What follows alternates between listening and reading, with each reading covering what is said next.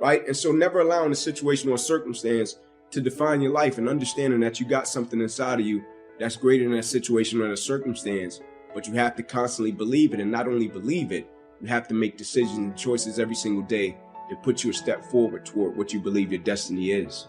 Either somebody is in the midst of adversity, or just came out of adversity, or it won't be long before they head into adversity. So you need to be prepared either way. And so we all go through adversity, opposition. I think that's the thing that makes us all in common as people.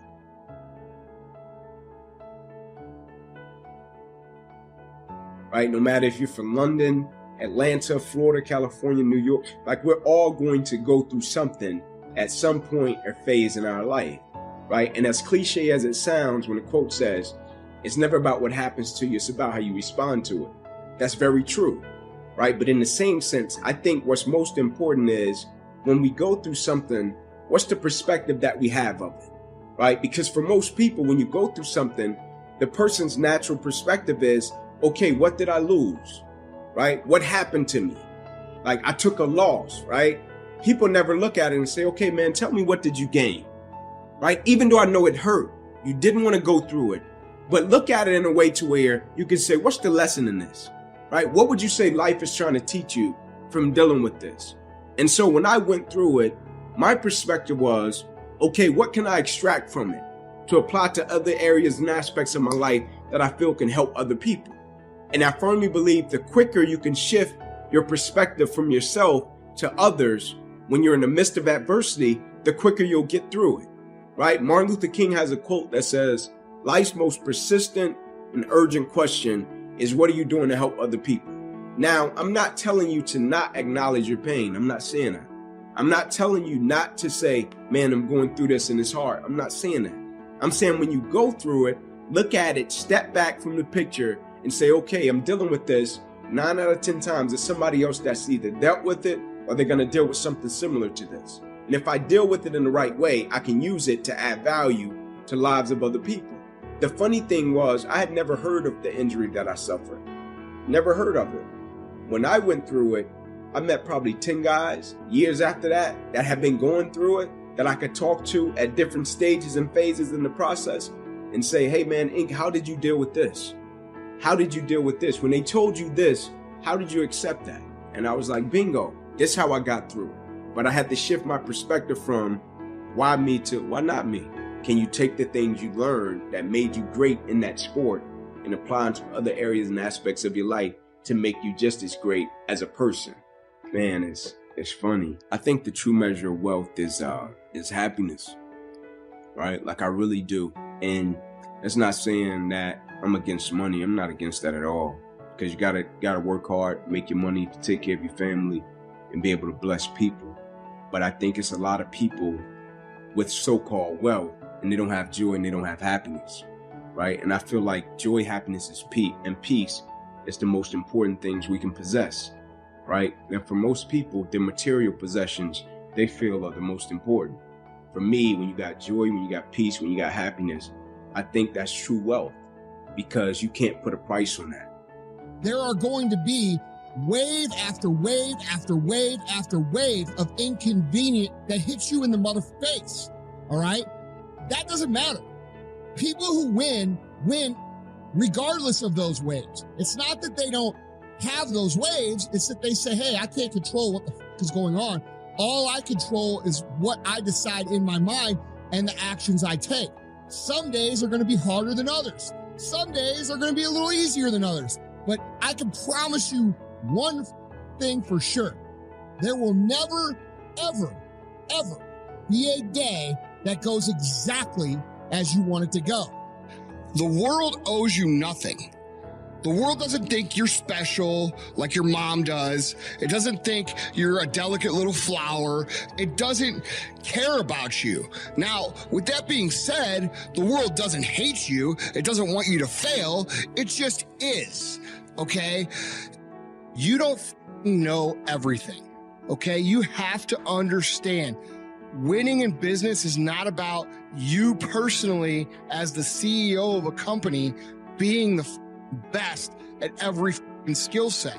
There's certain things in my company that I have no a clue on how to do. But that's okay. My job is to go out and find people that can do that far better than myself so that we can win as a team. And this attitude of, I've got to be the best and I've got to win and I've got to, and I'm the best at everything and I know more than you. It makes horrible leadership.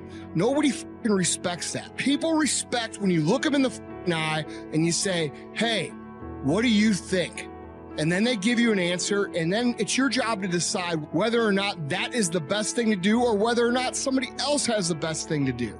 It's okay to not have all the answers. It's okay to not be right. It's okay to admit that you weren't right. And in fact, if you want the respect of your team and your peers, you will be willing and able to admit that you made mistakes the minute that you make them. You want to be somebody who succeeds. You want to be somebody who builds something. You want to be somebody who people write books about one day. You are going to have to be okay with being bad at for a long time. And that's the mentality you guys have to have. You have to be okay with looking like an idiot for a long time. People start what-ifing themselves. All right. They say, all right, I got this great idea, but what if I do all this work and it doesn't work? What if I put in all this time to become an excellent employee and I don't get promoted? What if I put in all this work to become an excellent salesman and I don't sell?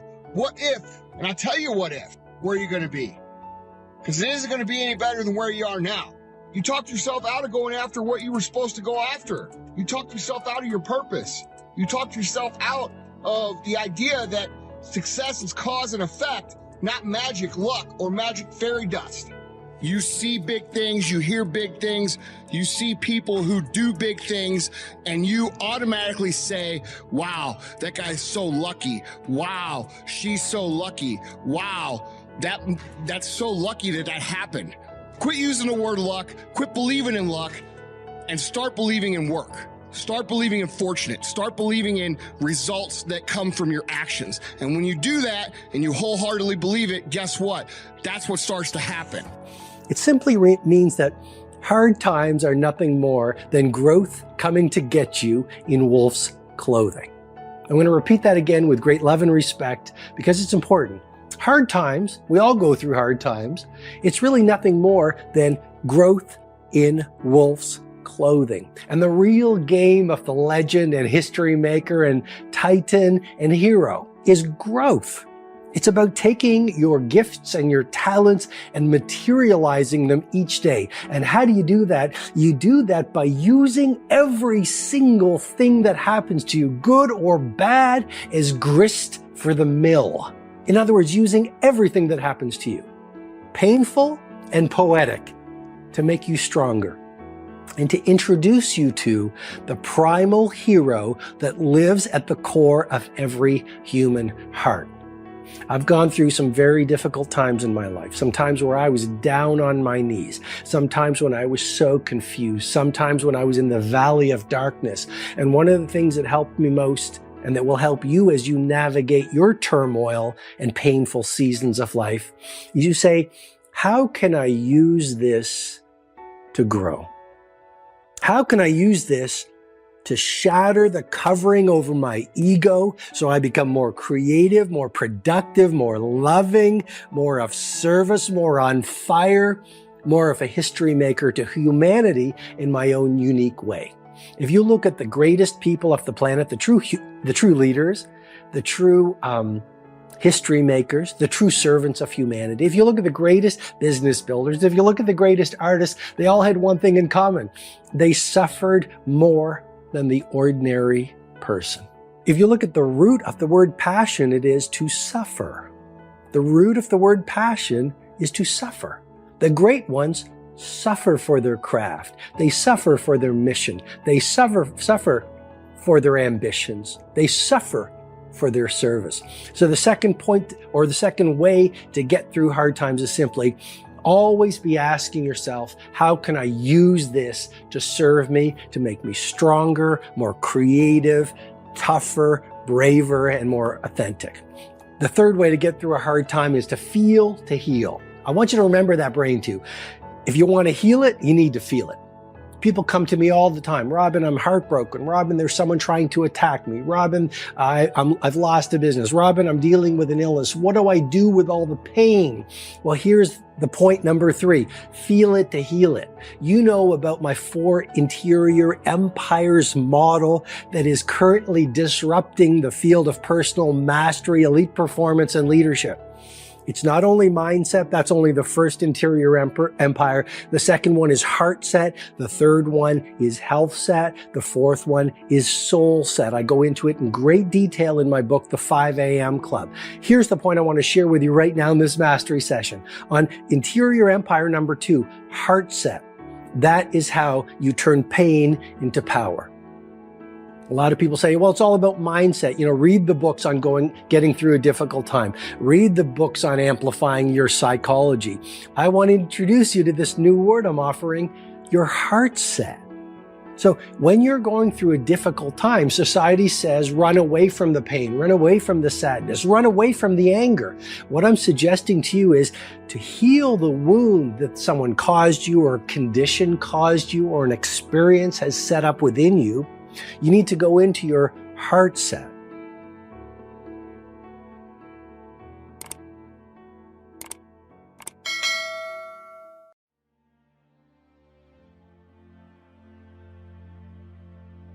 People who are not your children, you are under no obligation to help people. You're not responsible for another adult's happiness, well-being, or welfare. You're not responsible for that, nor should you make yourself responsible for another person. Take that pressure off you. Take a look at the people that are around you. And if they're not on the side of what's good for you, then walk away. Why do we care so much about people who don't care about us? That won't be there in the hard times, that won't be there when you hit rock bottom, that won't be there in your struggle, that never call you and ask you how you doing, that never call you and see how your day is going. Why do we care about what they think? Character is that way. That's why a person with character does not live on what's popular. They live on what is principle. The company you keep tells a whole lot about you. Someone say out loud, check your circle.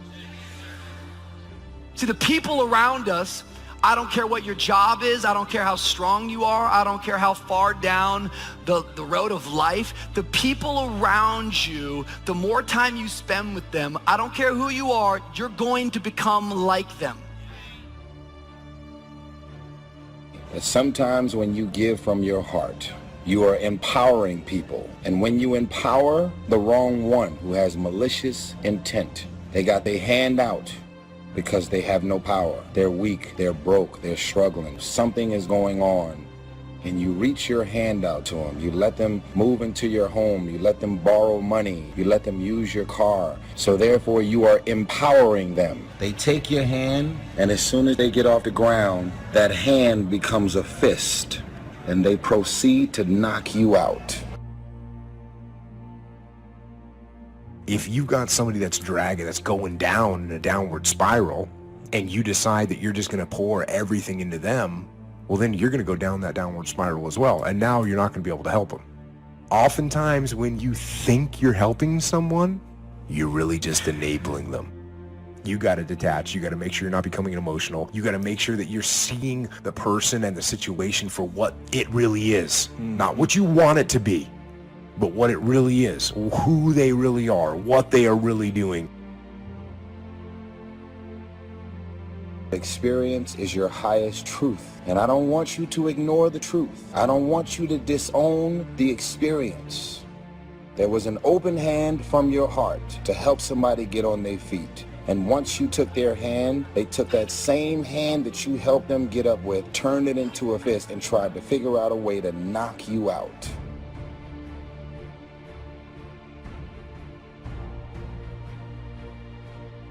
Do you notice that 95% of all your voicemails are a request?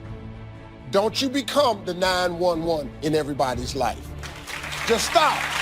Release yourself from the pressure. Now her number I would just block her number. I just learned how to block numbers. Did you all know that? It's the greatest. Oh my God. That's what I gave myself for Christmas. My life's so good right now. Some of y'all right now are in relationships and friendships that you are clearly being used and taken advantage of. They're jealous of who you are and all the things you have, and yet they're using you for these various things. Pay attention to people and who they really are. Don't manipulate your mind to thinking, you know what, maybe I'm just being a negative person. There's this thing called instincts, intuition, and discernment.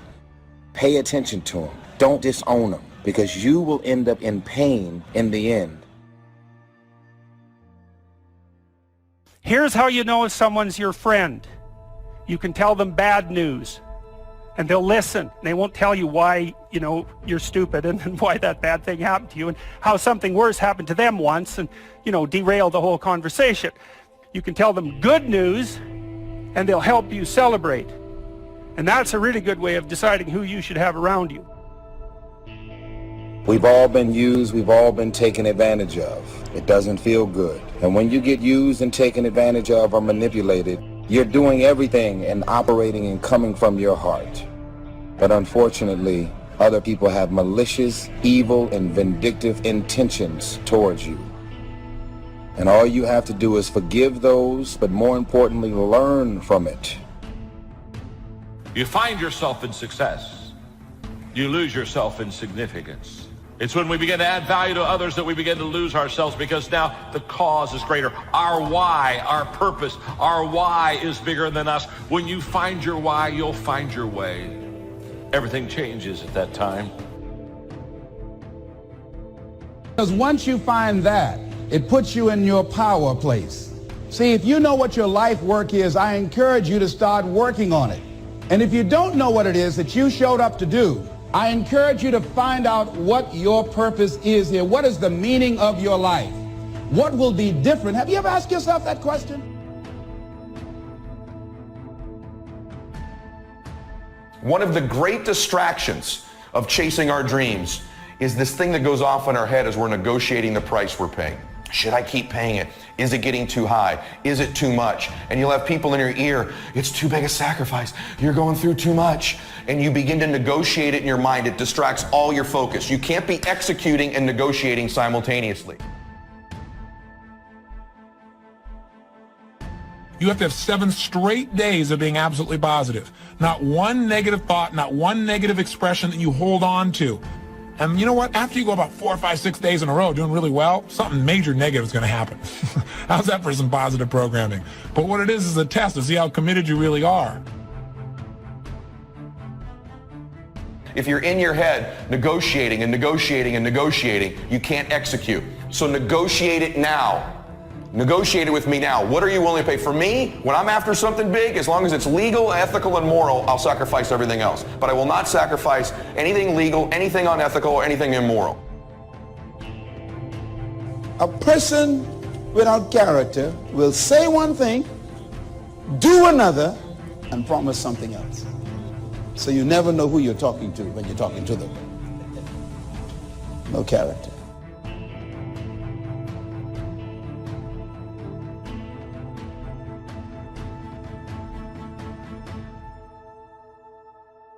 We should not fear failure, for example.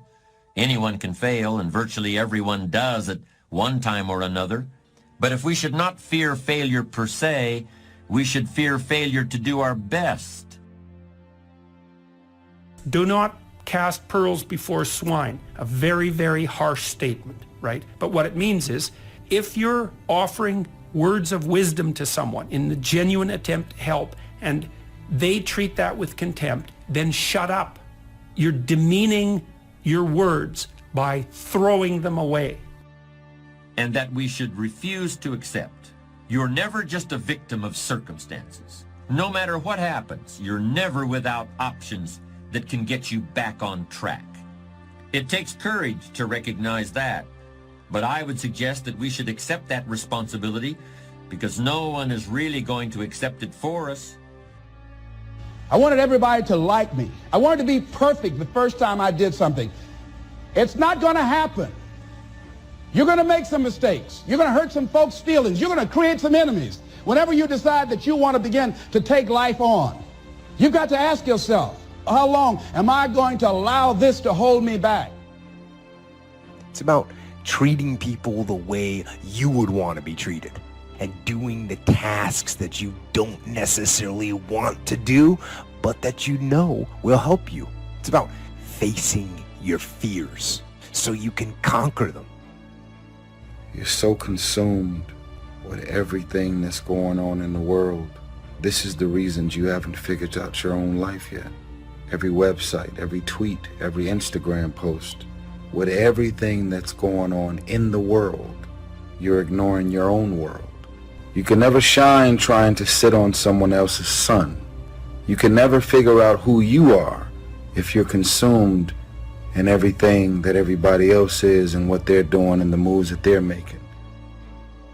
Can you get laser obsessively focused almost to its exclusivity, almost, but for an extended period of time towards something you want so badly, you want it like oxygen. It's like you want it like you want to eat. You want it like you want to live, right? Are you extendedly laser focused on it, or do you get distracted easily? We're to find ourselves, isn't it interesting, to lose ourselves. And we lose ourselves when our purpose becomes bigger than us. To find a purpose, how important.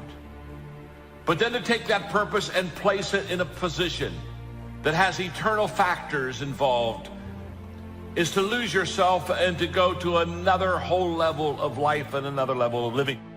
It's here that wisdom provides very real, very practical benefits. It's wisdom that provides a sense of life's value and assurance that all the effort has been worthwhile. There's no question that we must take care of our material needs, but a fulfilled life requires meaning as well as substance. Unfortunately, many people reject what God made them to be. And they spend their entire lives trying to be something they're not. And then they wonder why they're so unhappy and so unfulfilled. You were made to be you, not anybody else. And if you try to be somebody else that you're not shaped to be, you're going to be miserable. People don't do what they know in life, but what they do is they operate within the context of the vision they have of themselves. How to begin to get a larger vision of yourself and how to begin to make this your decade. Because in order to do that, it's going to be very challenging. It's going to require that you begin to see yourself worthy of the requirements in terms of effort, in terms of commitment, in terms of action, or whatever it is that you need to do in order to take your life where you want to take it. Of course, the reality isn't quite that simple. But it's not as simple either as thinking that just because you're older, things are now going in the opposite direction. And that while you used to want to do everything, you should now want to do nothing. No, reality is by no means that simple either. Because you've been through some stuff, and you can help them, give them advice, give them insight over things that they may be struggling with. This is what the love circle is. We spread love. When people write comments and tell their stories, respond to 10 people without you knowing you have signed up to be a part of the love circle. I love you. Tag whoever needs to see this video and make sure you share it. Credit goes to our awesome patrons who make videos like this one possible. Consider joining them to support our work. You can also support us by subscribing to our channel and clicking the bell button to get notified when our new videos are released. And as always, thank you for watching.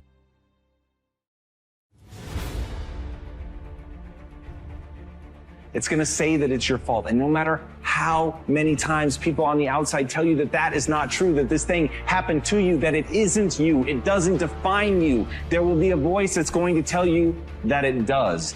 His mother said, "We just must not realize how bad it is." Well, the reality is, he just made a decision. He decided that he was going to manage his state. Why? To sorry. You cannot keep depending on sorry. Better. Better. Much better.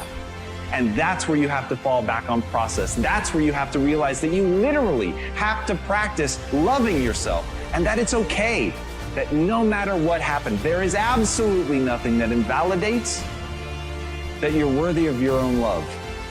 But you've got to practice it. You've got to be willing to do it. You've got to be willing to put in the reps. You've got to know that it's not going to feel right, but you've got to know on the other side of that is a vision of your life where you actually do love yourself. Because you took the time to say it. You took the time to practice it. You took the time to sit there and feel stupid and say that you love yourself. And sometimes just putting in the work. Because he saw the alternative as much more painful. He said, look, I got one of two choices. I can feel bad emotionally about everything I've lost and just make my total life a mess emotionally and have more pain to add to my physical pain, or I can focus on what I'm going to do, which means I can at least focus on is what you need to do to get strong. So put in the work. I want you to burn into your nervous system the following statement because it is a fundamental truth of the human condition. It is literally the baseline physics of what it means to be a person. As Earl Nightingale said, we become what we think about. And that's an idea that I want you to hold firmly in your mind. That's something that I really want you to internalize. I really want you to stop right now. Whatever you're doing, I want you to stop, lean into this video and listen to what I'm saying. You will become what you think about. Really think about that for a second, as if it wasn't just a phrase, as if it's more than just words, as if it were a truth about how the brain works, because it is. You're going to become the thing that you think about. And I know that you're dwelling on a lot of negative shit. I know that you're carrying a lot of baggage with you. And I know that as you think about how things might go wrong, that you believe. About 8 years later, he's flying his airplane with 3 other friends in Colorado, and he made himself a rather big mistake. He didn't go through his checklist, and he didn't notice that there was frost that had developed on the wing. And when he took off, he crashed. 3 people walked away. He was not one of them. He was paralyzed from the waist down for life. So they cut off his toes since he didn't need them anymore and sewed them on his hands so he'd have something to be able to grasp things with. He's stuck in a wheelchair now for life. Of course, he doesn't look at as stuck in a wheelchair. In fact, you say at this point he must have given up, right? No. Even after his wife left him, he said, look, I don't want to be around a fried cripple. Even after all that, he still didn't give up. He turned around, and the city he was living in Colorado had some major problems. He decided to become the mayor of that town. After that, he decided to run for lieutenant governor of the state of Colorado. He placed 3rd in a group of 6, and he ran on the issues, not on a sympathy vote. Onward and upward. Doing all the things that will make you better depends on how you think, how you feel, what you do, how you proceed. But let sorry go. We don't need that. You don't need that. Don't be the sorriest person. Be the better person. Lift yourself up. Stop with the excuses. Stop doing things that you know that it's not right. Because you can't be rewarded for that. And he campaigned door to door. Now remember, this guy didn't look too terribly good. In fact, he used to wear a button that said, send me to the governor's mansion and I won't just be another pretty face. Kind of a nice way to interrupt people's patterns and make them associate something new to you. Now, he didn't win the lieutenant governor's place. He still didn't give up. He now has his own radio show in Colorado, and he has found the woman of his dreams and remarried. So I've got to tell you that if you start to tell me, well, gosh, Tony, I got all these problems. It's hard to manage my state. Just think about W. Mitchell. When I look at somebody like Belushi and see all that he had, and I look at somebody like Mitchell, who seems to have all these challenges but is so happy, so successful, such a sense of possibility, it becomes clear to me that I have no excuse to ever not manage my state on a consistent basis. No matter how big the problems may seem, you're much better than anybody like that might ever hope to be. So how do we manage our states? Well, one, remember, I believe virtually everything in life comes down to why to first, then how to. There is no rewards in sorry. There is no rewards in pity. It's time to move on. It's time to be better. It's time to do what's right. Make it right within you. Be strong every day of your life. Be productive every moment of your life. And from the bottom of my heart, do better, be better, and conduct your business. It's cruel and unusual punishment. And I was a little boy knocking on the door. Hello, would you like to buy a nice working television set? No money down? No! Bam! They slammed the door in your face. And a friend of mine that was working with me, they slammed the door in his face, and I looked back and he was going to the car. He said, I can't do this. And he sat down in the car and he said, you go ahead, I'll be here when you get back. Now he had a mother and father to take care of him. My mother was ill. I am adopted. I was hungry. I had to go on. I learned something about myself. That when you step into your fears, somebody said, it was Winston Churchill, he said that courage is going from failure to failure without losing enthusiasm. When you step into your fears and continue to push yourself to go on, something happens for you. It will enable you to transcend yourself. I went to the next door. You like to buy a nice working television? No! Bam! Went to the next one. No! Bam! After a while, I no longer took it personal. And I began to play a game. I said, well, I know there's a yes out here somewhere, and I'm going to keep on till I find it. You're learning. And when you're learning, you are growing. You are growing to be something unique. You are growing to serve a purpose. Do not let failure confuse your opportunities. Let failure serve its purpose. Nothing happens overnight. It is a process. And the time will come where you will reflect on the many failures that you have embarked on. And for that, you will become greater than you was yesterday. So keep up the good fight. Keep pushing forward. And learn from the failures.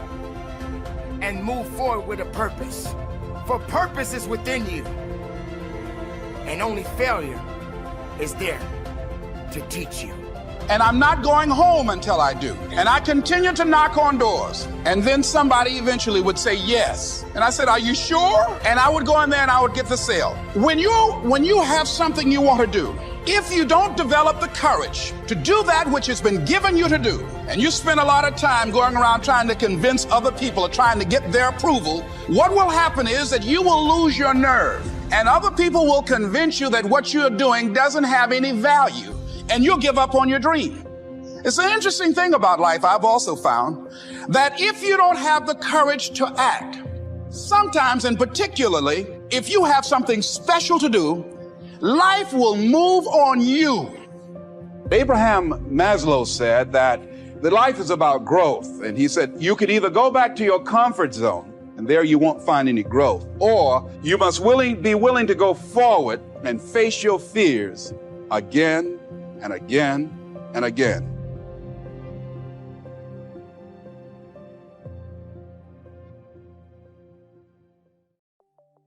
What's your life like today? How you doing? How's your family? How's your business? The reason I ask is I've spent the last 6 months traveling as much or more than I ever have in my life. I've been working on our TV show, and simultaneously, though, I've been working with people in businesses and their individual life from literally all over the world. All over the United States, but from the US to London, and from London to Fiji, and Fiji to China, China to Singapore, to Thailand, back to Rome. I mean, it's been a whirlwind. And everywhere I go, I see people that are extremely stressed. I see as much stress as ever before. And even though supposedly the economy has begun to turn around, the economy may be turning around, the stock market may be, but most people are not feeling it yet. In fact, the jobs aren't turning around, and so a lot of people are experiencing enormous stress. So how are you? If you're doing really well, I'm here to congratulate you. And I'd like to maybe share something with you that you could use to help somebody that you care about that maybe not doing quite as well as you are. And by the way, we can always do better, so I think these 5 little keys I want to share with you could be helpful for your own life as well. No matter how great you are, take it to the next level. If you are facing challenging times, or if somebody you really care about is, I thought, what could I do real quick? Because we're on the internet, that could add some value, maybe give you some perspective, give you just a little bit of a quick plan to really move yourself forward. Can anyone be a leader? And I ask that for sort of 2 reasons. One, just my own curiosity from supply and demand, right? If everybody's a leader, then who's a follower? And you got to have leaders and followers. But secondly, I'm curious what you think about innate qualities versus teachable qualities. First, let's just look at what's the scarcest resource you probably need in our society today. It's great leaders. You look at the political process that we're going through right now. If there's any evidence that we're hurting for leadership, you see it in government, you see it in businesses. There aren't that many great leaders. Now, so then the presupposition for a lot of people will be then, well, it must be this innate talent.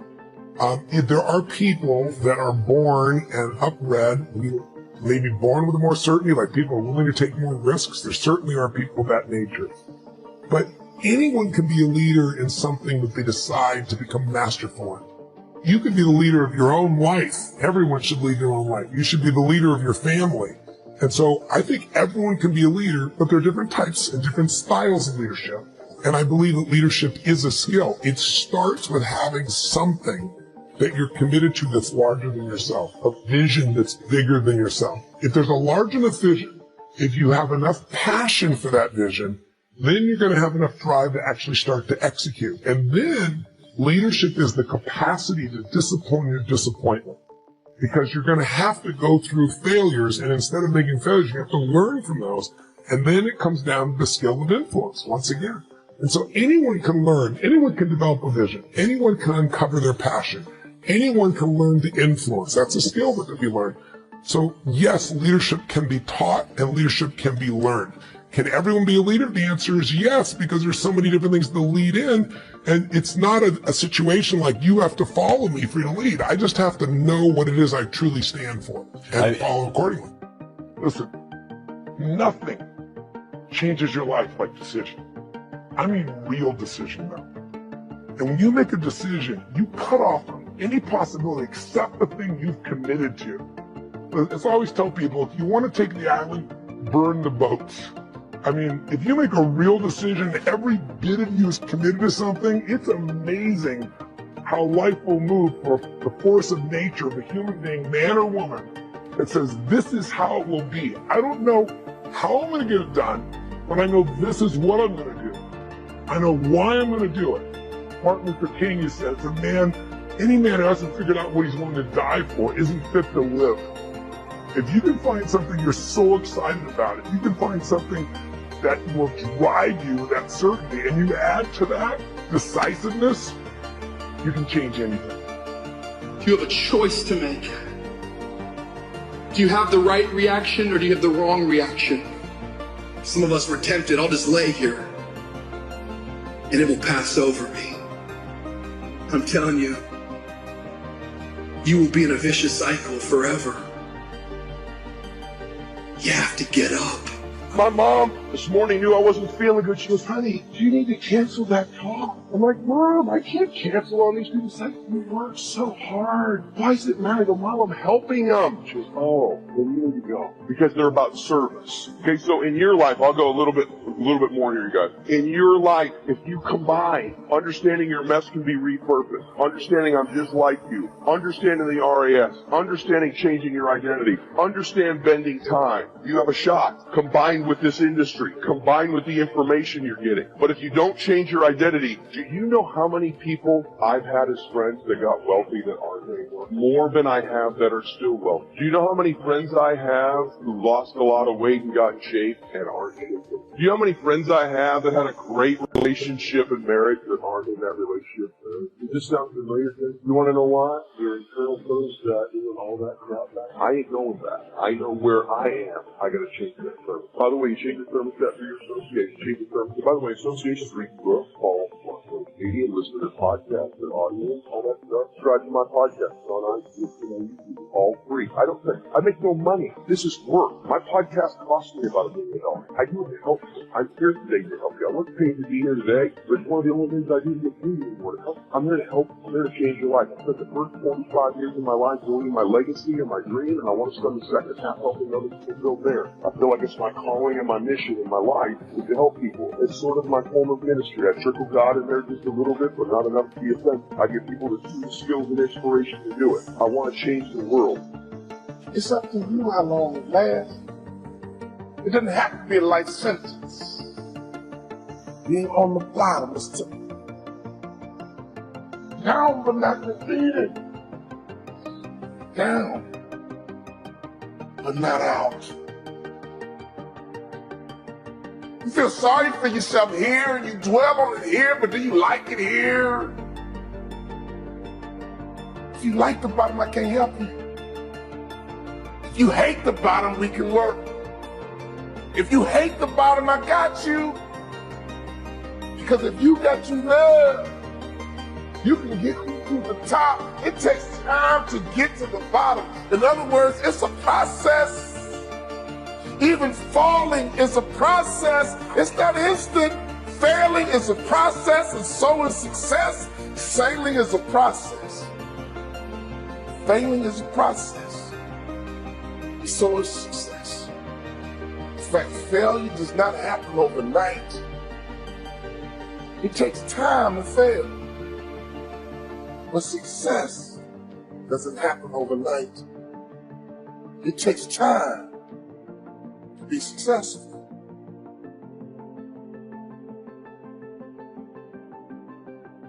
Can I ask you the question? When you were down, did you get back up? The same way you get to the bottom is the same way you get to the top. You have not recognized your individuality. You have not recognized that you're your own man with your own thoughts, your own gifts and talents, and more importantly, intentions. But in the midst of being gifted and talented in your own man or own woman, it is your attitude that has been compromising your altitude, your pride, your ego, your narcissism being so consumed in self, not being able to coexist with others. I, me, and mine comes out of your mouth. How many times can you go through your day without saying I, me, and mine? And flipping that into we, ours, and us. How often can you do it? I believe that if your career is not on the level that it's supposed to be on, you are all about sabotage, self-sabotage, and self-defeat. You may believe because your mama taught you this or your daddy taught you this. All of you have targets, things that you're after. If you're going to get a new result, if you're going to grow your business, if you're going to be able to support your mom, if you're going to get rid of the anxiety, if you're going to be able to overachieve and not have all that fear inside of you, you obviously need to get a new result. You're going to have to get new action. You don't get new results with old actions. They're the same thing. Sometimes life can really hijack your fucking mind. When that happens to you, you're all fucked up. Your goals, your ambitions, everything's out the fucking window. In life, we all go through different things. Sometimes your girlfriend or boyfriend breaks up with you. Guess what? Get the fuck over it. They no longer want you. Maybe you fail a test in school, you worked your ass off. Guess what? You failed the fucking test. Get over it. Move past it. Learn to not let life hijack your brain.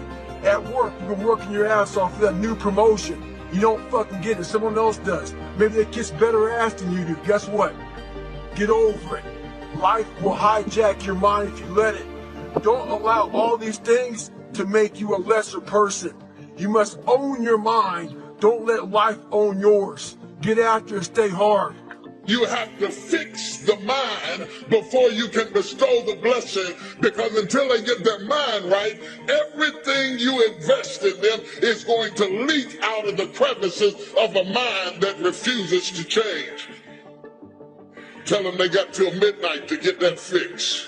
They've got till midnight to dump out all jealousy, all pettiness, all unforgiveness, all strife, all malice, all confusion, all blaming other people for your mistake. You got till midnight to get rid of every poison that's hindering you, every inflexibility that's stopping you from what God is about to pour into your life. Woe be unto you if you go into another year and waste another year with the old mentality while somebody's in the hospital begging God for the opportunity that you have right now. You better step into this moment.